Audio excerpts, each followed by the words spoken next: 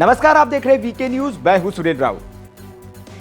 तैयार है हम, इस नारे के साथ कांग्रेस पार्टी के 138वें स्थापना दिवस पर नागपुर में राहुल गांधी ने हुंकार भरी। कांग्रेस के सारे बड़े नेता यहां मौजूद थे और उन्होंने एक नारा दिया, तैयार है हम। जाहिर तौर पर यह नारा 2024 के चुनाव के लिए था कि 2024 के लिए कांग्रेस पार्टी तैयार है, और यहां के साथ उन्होंने एक बिगुल फूका। सारे बड़े कांग्रेस के नेता यहां मौजूद थे, लेकिन जिस महाराष्ट्र के नागपुर से कांग्रेस पार्टी ने तैयार है हम का नारा दिया, उस कांग्रेस पार्टी की तैयारी को फेल करने में उसके सहयोगी दल ही जुट गए। और महाराष्ट्र में सहयोगी की भूमिका में, इंडी गठबंधन की भूमिका में, सहयोगी भूमिका में मौजूद शिवसेना ने कांग्रेस पार्टी के इस तैयारी को फेल करने के लिए उसके गुब्बारे में पहली सुई चुभो दी है। क्या हुआ और कैसे अब शिवसेना के नेता और कांग्रेस के नेता आपस में लट्ठम लट्ठ कर रहे हैं, क्या सब हुआ बताऊंगा। लेकिन पहले ये जान लीजिए कि पार्टी के 138वें स्थापना दिवस के मौके पर नागपुर में कांग्रेस पार्टी ने एक बड़ी रैली की। सारे कांग्रेस के नेता यहां पहुंचे थे, लेकिन इस रैली के माध्यम से कांग्रेस पार्टी ने संदेश देने की कोशिश की कि वो एकला चलो की मूड में ज्यादा है।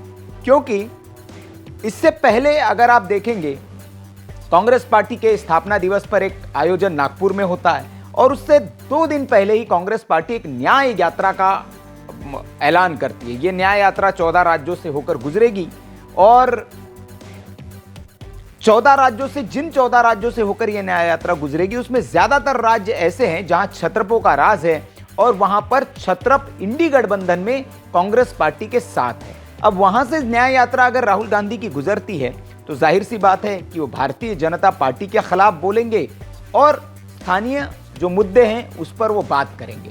तो क्या कांग्रेस पार्टी की इस न्याय यात्रा में वो जो इंडी गठबंधन के सहयोगी है वो मौजूद रहेंगे? अगर नहीं रहेंगे तो फिर क्या ये एकला चलो वाली कांग्रेस की रणनीति है? क्योंकि अभी तक सीट बंटवारे के मामले पर पेच फंसा हुआ है। संजय राउत, शिवसेना, जो उद्धव ठाकरे की शिवसेना है, उसके बड़े नेता संजय राउत ने सामना, जो मुखपत्र है शिवसेना का, उसमें कुछ दिन पहले ही एक लेख लिखकर ये आगाह कर दिया था कि कांग्रेस को त्याग करना पड़ेगा। और त्याग किस सेंस में करना पड़ेगा? उन्होंने कहा कि भाई, तानाशाही के खिलाफ लड़ने की बात तो सब करते हैं, भारतीय जनता पार्टी के खिलाफ लड़ाई लड़ने की सब बात करते हैं, लेकिन एक मंच पर कोई आने के लिए तैयार नहीं है। और जब एक मंच पर आते हैं तो कोई त्याग करने के लिए तैयार नहीं है। लेकिन कांग्रेस पार्टी अपना जनाधार खो चुकी है, और इस बार उसे त्याग करना पड़ेगा अगर इंडी गठबंधन को एक साथ लाना है तो। यह पहले उन्होंने इशारा कर दिया था। अब जब महाराष्ट्र में इनकी रैली हुई नागपुर में, तो संजय राउत का एक संवाददाता सम्मेलन को संबोधित करते हुए एक बड़ा बयान आया। उन्होंने जो कहा उसके बाद कांग्रेस पार्टी में एकदम खलबली मच गई। कांग्रेस के नेता तिलमिला गए।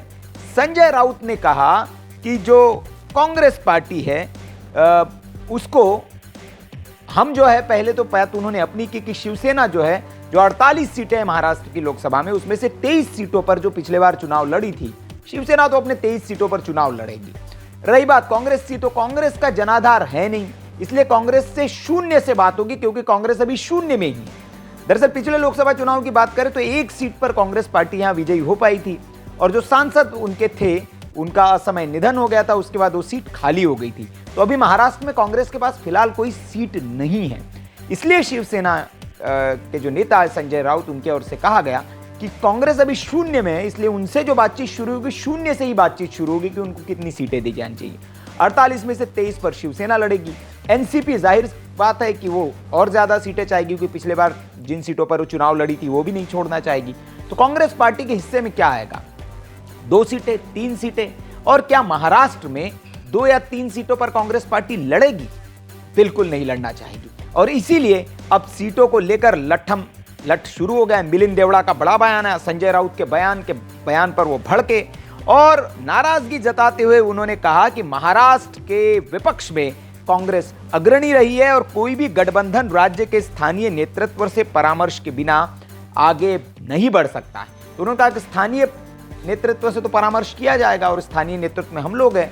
तो जो संजय राउत ने बात कही है ये कतई जायज नहीं है। इसके बाद अब बात अगर करें संजय निरुपम की, कांग्रेस के एक बड़े नेता है, उनका भी इस पर बयान आया, और संजय निरुपम ने संजय राउत के बयान पर निशाना साधते हुए कहा कि शिवसेना यूबीटी अपने दम पर कोई सीट नहीं जीत सकती।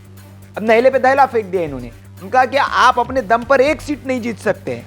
निरुपम ने कहा कि उस पार्टी को कांग्रेस की जरूरत है और कांग्रेस को उस पार्टी की जरूरत है। पिछली बार अविभाजित शिवसेना के ओर से जीती गई 18 सीटों में से 1 दर्जन से अधिक सांसदों ने पाला बदल लिया है और उनके पास इसकी गारंटी नहीं है कि शेष सांसद उनके साथ रहेंगे भी या नहीं रहेंगे।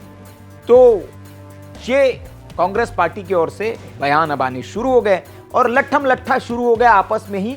इंडी गठबंधन के जो नेता है वो आपस में ही लड़ भिड़ रहे हैं। न्याय यात्रा शुरू होने से पहले ही इनकी जो है वो आपसी नूरा कुश्ती जो है वो शुरू हो गई।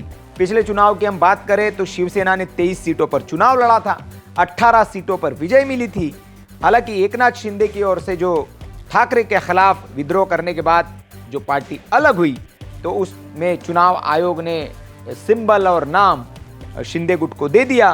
तो उसके बाद लोकसभा चुनाव में अब शरद पवार के नेतृत्व वाली जो राष्ट्रवादी कांग्रेस है वो उसकी अगर बात करें पिछले चुनाव में तो 4 सीटें उसने जीती थी और 1 सीट सिर्फ कांग्रेस को मिली थी। जैसे मैंने बताया चंद्रपुर से जो एकमात्र सांसद थे बालू धनोरकर, अब वो भी इस साल की शुरुआत में उनका निधन हो गया था तो वो सीट खाली हो गई और वो कांग्रेस के हाथ से चली गई। तो कांग्रेस फिलहाल शून्य में है। अब इधर संजय राउत ने एक और बात कही कि सीटें के मसले पर हम जो शिवसेना यूबीटी है उसके नेता मल्लिकार्जुन खड़गे से, सोनिया गांधी से, राहुल गांधी से और केसी वेणुगोपाल के साथ बातचीत लगातार कर रहे हैं और महाराष्ट्र में 23 सीटों पर हम चुनाव लड़ रहे हैं, ये बात हमने उनको बता दी है।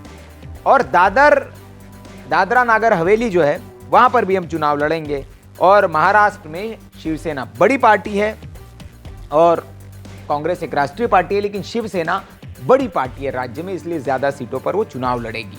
तो अब ये जो है इंडी गठबंधन में जो है घमासान मच गया है सीटों को लेकर। सीटों के भी बंटवारे पर चर्चा शुरू हुई है। कांग्रेस एकला चलो की मूड में दिख रही है। महाराष्ट्र में उन्होंने बड़ी नेता रैली की, लेकिन कोई भी सहयोगी जो महाराष्ट्र से उनके सहयोगी दलों के नेता है ना तो एनसीपी का कोई नेता उस रैली में नजर आया। हालांकि पार्टी का स्थापना दिवस था, पार्टी का कार्यक्रम था, लेकिन फिर भी चूंकि गठबंधन के तौर पर चुनाव लड़ना है और चुनावी आगाज ये था, तो अगर इंडी गठबंधन एक साथ लड़ना चाहता है तो इसमें ये विपक्ष के मन में संदेश तो जाएगा, क्योंकि जो आपकी न्याय यात्रा है वो भी निकलेगी। तो वो जिस राज्यों से निकलेगी वो आप अपना जनाधार मजबूत करने के लिए उस यात्रा को निकाल रहे हैं। तो आप इंडिविजुअल कैपेसिटी में इस यात्रा पर निकल रहे हैं, तो बाकी दल भी इंडिविजुअल कैपेसिटी में अगर यात्रा पर निकलेंगे तो एकता का जनता के बीच संदेश कैसे जाएगा और कैसे मान लिया जाएगा कि आप एक है। तो अभी भी भ्रम की स्थिति है, न सिर्फ गठबंधन में बल्कि नेताओं के बीच भी भ्रम की स्थिति दिखाई दे रही है। समय बहुत कम है, भारतीय जनता पार्टी पुरजोर तरीके से चुनाव के तैयारियों में जुट गई है, लेकिन कांग्रेस पार्टी अभी अपने मतभेद और मनभेद सुलझाने में लगी हुई है और सीटों के बंटवारे को लेकर लट्ठम लट्ठ इन पार्टियों के बीच चल रहा है। तो ये नई खबर जो है वो महाराष्ट्र से निकल कर आई है। अभी तक आपने देखा होगा कि अखिलेश यादव उत्तर प्रदेश में नाराज चल रहे थे, केजरीवाल दिल्ली और पंजाब में नाराज चल रहे थे, ये बात थी। ममता बनर्जी पश्चिम बंगाल में कांग्रेस को सीटें देने के लिए तैयार नहीं है, लेकिन अब महाराष्ट्र जो बड़ा राज्य है जहां 48 सीटें लोकसभा की आती है, वहां पर उद्धव ठाकरे की जो शिवसेना है उसने अपनी भौहें तरेर ली है और कह दिया है कि हम तो इतने सीटों पर चुनाव लड़ेंगे, इसमें कोई समझौता नहीं हो सकता, हमने अपनी बात रख दी है। शरद पवार जो है वो भी जाहिर तौर पर अपनी बात रखेंगे। तो कांग्रेस के हिस्से में क्या आएगा ये बड़ा सवाल है। और बाकी भी सहयोगी दल, छोटे मोटे सहयोगी दल इंडिया गठबंधन में महाराष्ट्र में होंगे। एनसीपी के अलावा बाकी जो दल है महाराष्ट्र में वो भी चुनाव लड़ते हैं। समाजवादी पार्टी भी महाराष्ट्र में अपना जनाधार होने की बात करती है और बाकी जो दल है वो भी अपना जनाधार होने की बात करते हैं। जेडीयू भी अपना जनाधार होने की बात करती है। तो सबके खाते में क्या जाएगा और क्या ये खिचड़ी पक पाएगी? बिरबल की जो खिचड़ी है इंडिया गठबंधन की, ये बड़ा सवाल है। आपको क्या लगता है? कमेंट बॉक्स में अपनी राय हमें जरूर दें। वीडियो अच्छा लगा हो तो लाइक करें, शेयर करें और ऐसी खबरों के लिए आप देखते रहिए वीके न्यूज। वीके न्यूज, राष्ट्र के नाम।